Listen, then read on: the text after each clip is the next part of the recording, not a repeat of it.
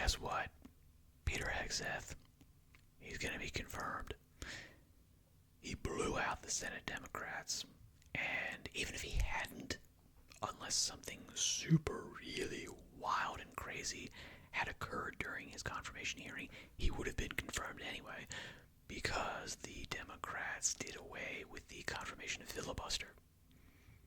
And because the Republicans control the Senate, he's going to be confirmed because nothing super crazy came out in the hearing, and he actually really kind of dominated the hearings. And the few attacks that were leveled at him were dealt with quite well. And to be honest, the attacks that were made against him were really ad hominem personal attacks, as opposed to dealing with him as a potential Secretary of Defense. Why he wouldn't be able to do the job well. His prior experience in not running large organizations is a reasonable attack, but it's not enough, apparently. Not enough because the main charge given to Hegseth is to raise the standards, and therefore having someone who has an enormous amount of managerial experience might actually be a bit of a detriment and might cause that person to, reduce the amount of things that they think that they can do. I'd rather have a defense secretary who shoots for the moon and gets 80% there than someone who, is like, I'm going to go for this easy layup and I'll get 95% of the way there. Yeah, I'd rather the goals be bigger and better than more constrained. Now, I'm not going to read this entire article because I already did, but my microphone didn't record anything. So, a couple general takeaways. The warrior culture wants to bring it back.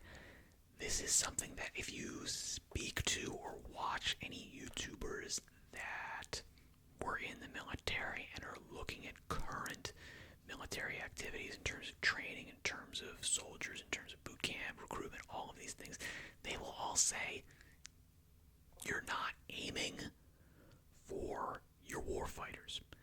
And if you get them, you're getting them with a bunch of, people that, want to pay for college for free. It's not a bad move, but it's not your warfighters. And lumping them all together, if you want to pass a certain percentage of the people that you get in, which you do, the standards are going to end up being lowered. The standards are also going to end up being lowered if you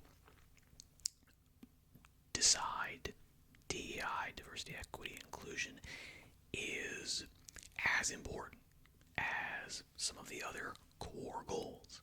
You're going to have to just water down the standard to meet the diversity goals. Otherwise, you're going to end up with, we recruited a bunch of women. They all came in, but unfortunately, we had to fail 90% of them because they were not able to physically compete with the men that we recruited. So we have to lower the standards to get those ratios right. A secretary with dust on his boots. This is about how he was, not a super duper high level manager in the military or knows how to run a large organization. And a lot of Republicans have made a bunch about him being, dust on his boots. He was a guy on the ground. He he knows the stuff better than someone who was, sitting in an office, eating cake and making orders from behind the lines. This specific passage is about how he's not the first. That is true. They have to go back to Trump to get two. And the current Defense Secretary, Lloyd Austin, was a leader in the initial invasion into Iraq. Now, I don't know if he was on the ground, but obviously he's got some military experience. The enlisted soldier was at least 8 years ago. At least 8 years ago under Barack Obama. Equal standards for female troops. Again, this is delving into his comments about women not being in combat, which, again, if we were to go back, like, let's say, 10, 15 years ago, that was not a completely insane position to have. It was kind of the general standard of, like, we don't mind women being in the service, but if they're hauling the same amount of gear, they're probably not going to be as effective as a male troop would be. And that is an unfortunate, uncomfortable truth. But, I mean, it's something we should be, dealing with, I think. Insufficient background check. Now, this is an interesting one. It's interesting because I haven't read it as much. Reed told Wicker at the beginning of the hearing that he believes the FBI background check on Hegseth was insufficient. There are still FBI obligations to talk to people. The background check did not probe or produce new information beyond what's already in the public realm about Hegseth, according to a person familiar with the situation who insisted on anonymity to discuss it. Senator Richard Blumenthal, Democrat from Connecticut, asked Hegseth if he'd be willing to submit to an expanded background check with interviews of former colleagues, ex-wives, ex-SA survivors, and others. I'm not in charge of FBI background checks, Hegseth said. I mean, yeah, if the FBI has not deigned to follow up on, an expanded background check, why would, he's under no obligation to demand, yes, look into all of my history, you better do it. No, I mean, if they did it, what they thought was sufficient, that was sufficient, apparently. A focus on character. Hegseth's hearing was focused far more on character issues than recent defense nominees have faced. This is true, and this is what I was talking about before, which is the majority of the issues that the Senate Democrats had were personal. Character. This is kind of running into the same thing that they gave with Trump, which is the character. He doesn't have the presidential, character. He doesn't have the qualities. He doesn't have that presidentialness that a lot of people in general life don't really care about. Now, this is shocking. Hegseth admits he's not a perfect person.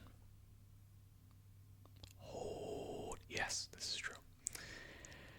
Now, Hegseth did not directly address the allegations of misconduct. Well, he actually did. It doesn't, he basically said, hey, look, I was investigated and I was cleared. There was no wrong, he was not charged with any wrongdoing. These things were investigated and they were going, yep, no wrongdoing.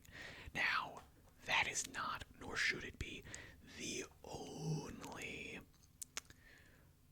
view. It it should not be the only thing that matters if you've been cleared by a court. I don't think that's true.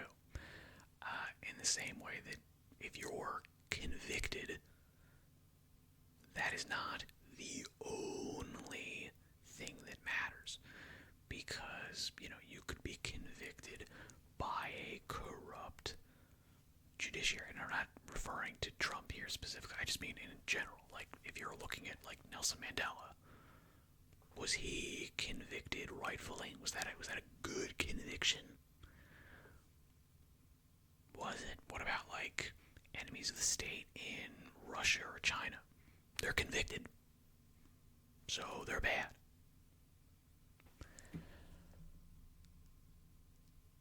Now he says, I'm not a perfect person, but redemption is real. And yes, this goes into deny any wrongdoing. He repeatedly said that he was completely cleared. As far as I know, that's true. I mean, according to the legal record, I believe that's accurate. Let me know if I'm wrong down in the comments. I hope you will. And with that, because I'm recording this video twice, good luck with all your endeavors. Thank you for your time and attention, and I shall say farewell for now.